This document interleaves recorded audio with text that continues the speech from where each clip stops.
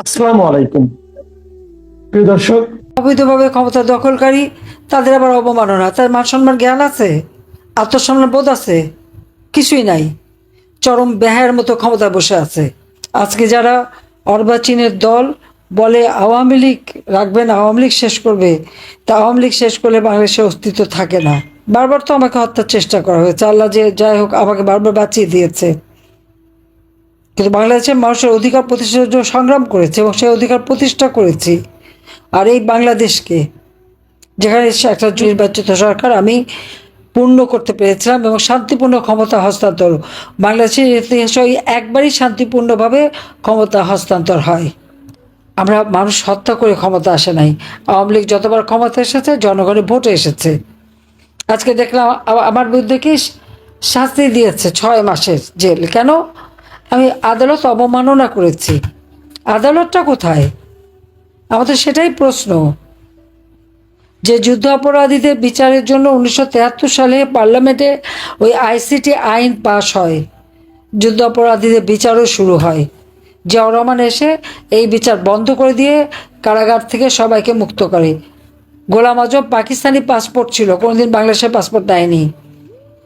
ওই পাসপোর্ট নিয়ে পাকিস্তানে চলে গিয়েছিল, ওই পাসপোর্ট নিয়েই ফেরত এসেছিল। আর মতিউর রহমান নিজামী থেকে শুরু করে যে কয়জন সাজাপ্রাপ্ত, এরা তখন যুবক ছিল। নারী নির্যাতন থেকে শুরু করে মেয়েদের ধরে ধরে পাকিস্তানের ক্যাম্পে দেওয়া, আমাদের সমস্ত বুদ্ধিজীবীদের হত্যা করা, সব কিছুর সাথে এরা জড়িত ছিল। সব কিছুর সাথে জড়িত ছিল। না পরে না বয়স টয়স বেড়েছে, সুন্দর দাড়িটারি হয়েছে এবং নুরানি চেহারা হয়েছে, কিন্তু এই চেহারা তখন ছিল না। এখনকার ছেলে পেলে তারা জানবে? তাদের তো জন্ম হয়নি, জানবে কোত্থেকে? তখন এরা তো রীতিমতো জঙ্গি। পাকিস্তানি হানাদার বাহিনীর সাথে হাত মিলিয়ে যে গ্রামের পর গ্রাম তাদেরকে পথ দেখে নিয়ে গেছে, আগুন দিয়ে জ্বালিয়ে পুড়িয়ে ছারখার করেছে। 3 কোটি ঘর বাড়ি জ্বালিয়ে পুড়িয়ে ছারখার করেছিল। এমনও এমনও গ্রাম আছে যেখানে শুধু বিধবাই ছিল, কোনো পুরুষ ছিল না। যে সমস্ত নারীদেরকে ক্যাম্পে রেখে দিনের পর দিন পাশবিক অত্যাচার করে, অনেকে সুইসাইড করেছিল বলে তাদের কাপড়টা পর্যন্ত পরতে দিত না। তাদেরকে যখন উদ্ধার করা হয়, কি দুর্বিষহ অবস্থা তাদের। কেউ প্রেগনেন্ট, কেউ ক্ষতবিক্ষত শরীর, অর্ধ উলঙ্গ। ভারতের এক শিখ সৈন্য এদেরকে উদ্ধার করেছে। সব উদ্ধার করার সময় গিয়েছিল আমাদের মিত্রবাহিনী হিসেবে। তাদের মাথায় যে পাগড়িটা থাকে, ওই পাগড়িটা খুলে দিয়ে সেই আর ওই আইসিটিতে আমাদের বিচার করে যে আমি নাকি কি কোর্ট অবমাননা করেছে। কি অবমাননা করেছে আমার বিরুদ্ধে? ওই সময় যে সময় আমি কথাটা বলেছি সে তখন আমার বিরুদ্ধে 227টা মামলা, সব নাকি মার্ডার কেস। তো যে ভালোই তো, আমি কোনো মার্ডার করি নাই, মার্ডার তো ওরা করেছে। আজকে তো তার প্রমাণ হলো যে আমাদের ইউনূস সাহেবের এক উপদেষ্টার কাছে ম্যাগাজিন পাওয়া গেল। অস্ত্র না থাকলে ম্যাগাজিন থাকে কিভাবে? এই তো তাদের নীতি আদর্শ। আর এই আদর্শ নিয়ে এই যে ছেলে মেয়েদেরকে বিভ্রান্ত করেছে। আজকে ছাত্রছাত্রীরা উপলব্ধি করতে পেরেছে যে হ্যাঁ, তাদেরকে কিভাবে বিভ্রান্ত করেছে এরা। যখনই এই কোটা আন্দোলন, যে কোটা তো নাই, কোটা তো 2018 সালে যখন তারা আন্দোলন করে তখনই তো আমি বাতিল করে দিয়েছিলাম। কোর্ট একটা রায় দিয়েছে, সেই রায়ে আবার পুনর্বাসন হওয়ার সাথে সাথে সরকারের পক্ষ থেকে আবেদন করে সেটা স্থগিত করা হয়েছে। তারপর আন্দোলন কিসের? আর এই যে তারা বসলো আন্দোলন করতে, 14 জুলাই পর্যন্ত তো তাদেরকে একটা টোকাও পড়েনি। যখন মেট্রো রেলে আগুন, এক্সপ্রেসওয়েতে আগুন, পুলিশকে মারা, আওয়ামী লীগ নেতাকর্মীকে মেরে ঝুলিয়ে রাখা, এই গাজীপুরের জুয়েলকে মেরে ঝুলিয়ে রেখেছিল না? ঝুলিয়ে রেখে তাকে হত্যা করেছে না? আবার ঝিনাইদহ শহর আওয়ামী লীগের সেক্রেটারি থেকে শুরু করে কত অগণিত লোককে তারা হত্যা করেছে।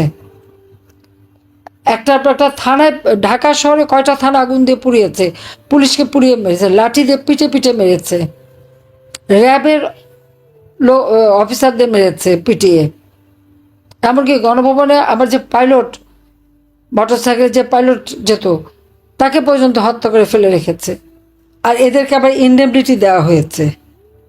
হত্যাকাণ্ড তারা করে, মামলা সব আমাদের বিরুদ্ধে, মিথ্যা মামলা, আর সব মামলা আওয়ামী লীগের বিরুদ্ধে। আর যারা এই হত্যাকাণ্ড করলো, যারা আপনাও, তাদেরকে দায় মুক্তি দেওয়া হয়েছে। দায় মুক্তি দিয়ে একটা কাজ ভালো করেছে, এরা যে অপরাধী এটা তো এভিডেন্স। অপরাধী না হলে দায় মুক্তি দেবে কেন? বিনা অপরাধী তো দায় মুক্তি দেয় না। বঙ্গবন্ধু শেখ মুজিবকে যারা হত্যা করেছিল পুরো পরিবারকে, তাদেরকে দায় মুক্তি দেওয়া হয়েছিল। আর এই 2024 সালে 15ই জুলাই থেকে যত হত্যাকাণ্ড এবং যত জ্বালাপড়াও, তাদেরকে দায় মুক্তি দেওয়া হয়েছে। এবং এটা ডক্টর ইউনূস দিয়েছে। এবং সব কিছু পিছনে তো ডক্টর ইউনূস, আজকের থেকে না, সে 2001 সাল থেকে তার ক্ষমতার লোভ। 2007 সালে ক্ষমতার লোভ বাড়লো, দল করতে এসে ব্যর্থ হলো। আর আমাদের বিরুদ্ধে মামলা, আমার বিরুদ্ধে 227টা মামলা যখন দিয়েছে, আমি বলছি আমি তো খুন করি নাই, তো এখন 227 জনের তালিকা করে রাখো, আমার খুন করার একটা লাইসেন্স পেলাম। এটা নাকি আদালত অবমাননা। তখন আদালতে কি কোর্ট মামলা গেছে? কেস কি শুরু হয়েছে? শুরু তো হয়নি। আর এই আইসিটি আজকে যে আদালত বসিয়েছে, আইসিটির মূল যে আইন, সেই আইন এক্সিকিউটিভ অর্ডারে সংশোধন করেছে। সংশোধন করবার অধিকার তাদের কে দিয়েছে? আমার প্রশ্ন সেটা। আজকে ওই চিফ প্রসিকিউটর এবং যারা এই উপদেষ্টা আছে, আইন উপদেষ্টা আসিফ নজরুল থেকে শুরু করে ইউনূসকে আমি জিজ্ঞাসা করি, তাদের জবাবদিহি করতে হবে। তাদের কি লিগ্যাল রাইট আছে? জনগণের ভোটে নির্বাচিত হয়ে ক্ষমতা এসেছে? সংবিধান মোতাবেক ক্ষমতা এসেছে? না, ক্ষমতা এসেছে জঙ্গিদের দ্বারা। জঙ্গিদেরকে মুক্তি দিয়ে জঙ্গিদের দ্বারা ক্ষমতা দখল করেছে। অবৈধভাবে ক্ষমতা দখলকারীর আবার অধিকার কি থাকে বিচার করার? আর এই আইসিটিতে বিচার, সিআরপিসিতেও মামলা দিয়ে রাখছে, আবার আইসিটিতেও বিচার। একই অপরাধের দুই জায়গাতে বিচার হয় না?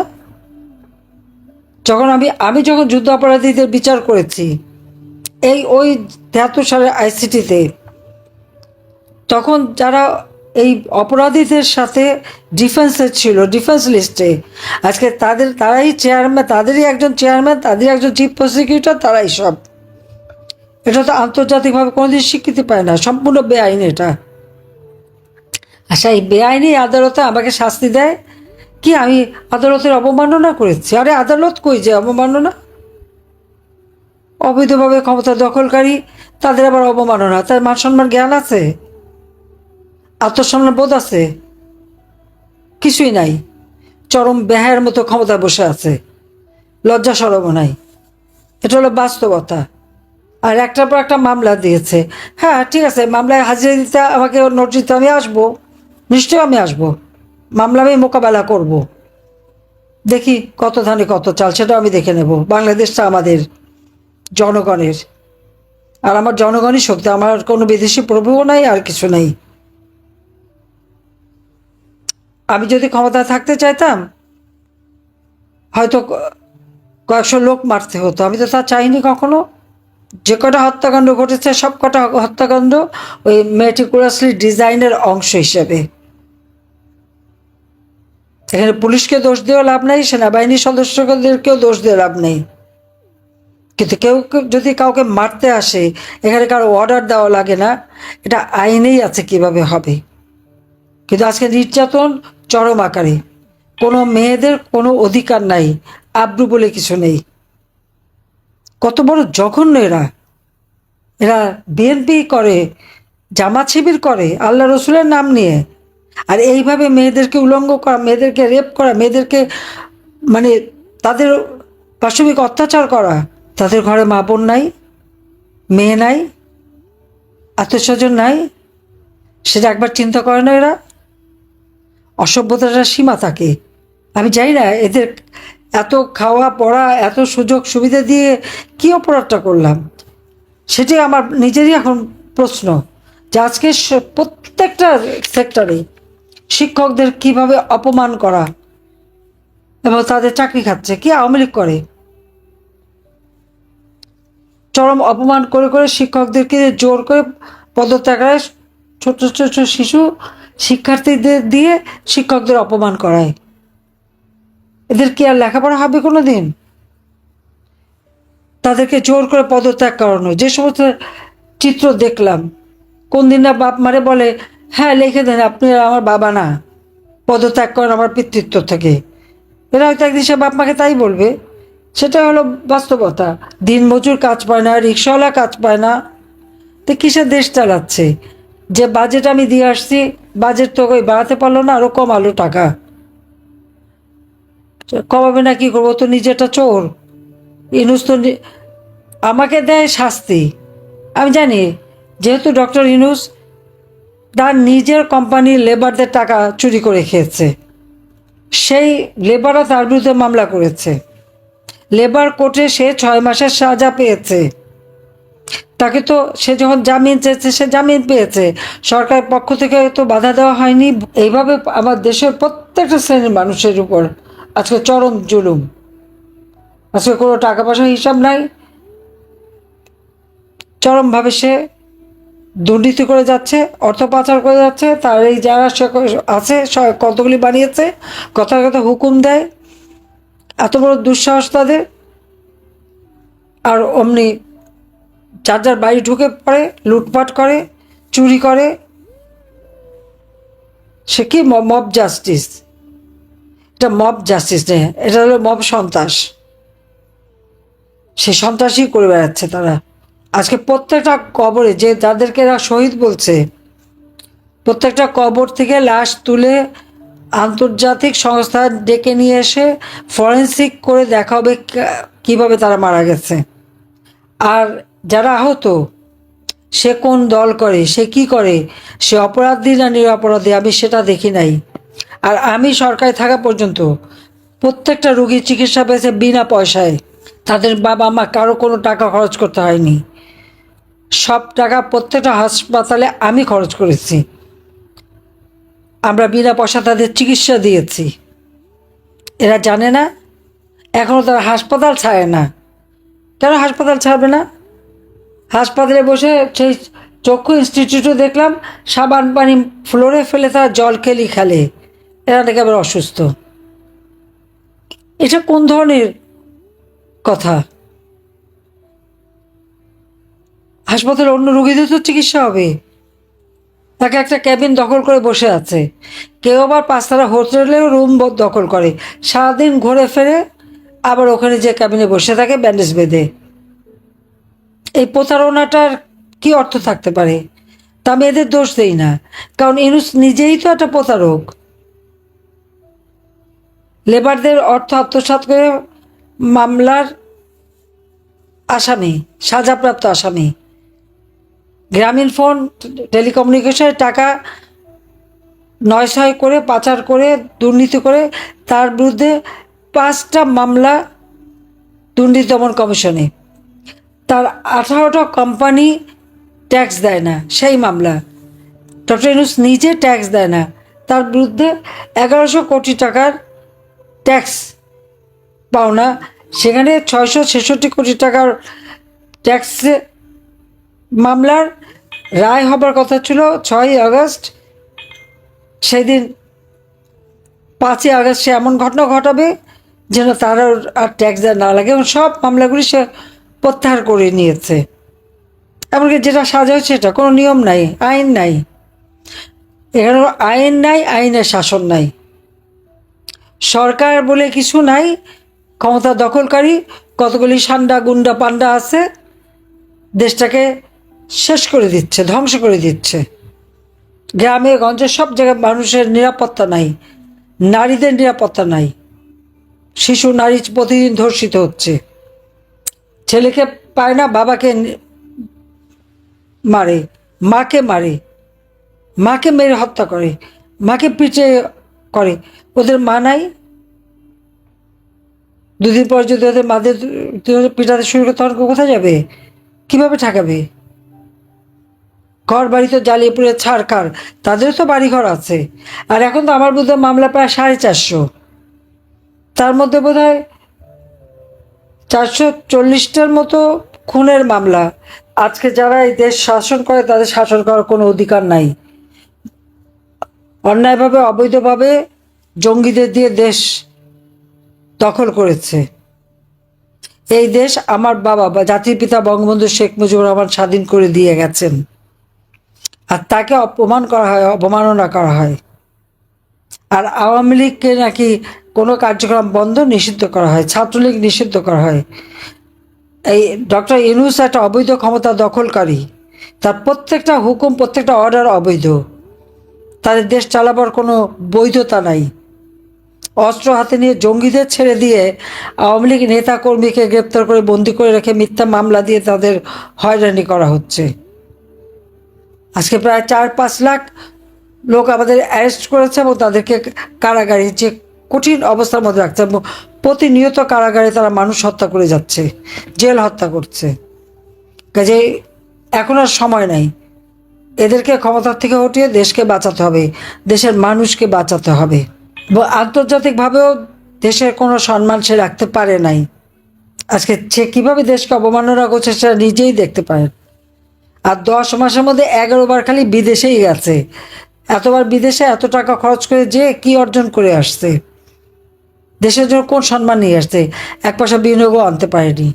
অর্থনীতি ধ্বংস, রাজনীতির ধ্বংস, সাংস্কৃতিক অবস্থান ধ্বংস, সামাজিক নিরাপত্তা ধ্বংস, সমস্ত দেশটাকে ধ্বংসস্তূপে পরিণত করেছে।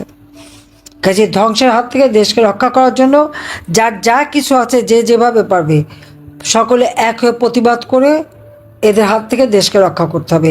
সাধারণ মানুষের কাছে যেতে হবে, মানুষের পাশে দাঁড়াতে হবে এবং মানুষকে সাথে নিয়েই পথে নামতে হবে। কাজে সেই আহ্বানই আমি জানাচ্ছি সবাইকে।